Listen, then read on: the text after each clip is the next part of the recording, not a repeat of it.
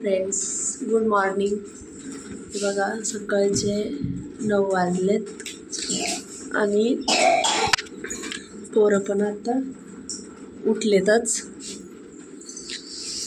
सकाळी सकाळी मस्त वाटतंय. चपात्या पण बनवून ठेवल्या. हे बघा चपात्या पण बनवून ठेवल्यात आणि भाजी करायची, आंघोळ करायची आणि आज मला बाहेर जायचं, जरा काम आहे माझं काम म्हणजे थोडंसं काम आहे माझं, तुम्ही जाणणार आहे. तर बघा जरा आवरलंय, थोडंसं बाकी आहे.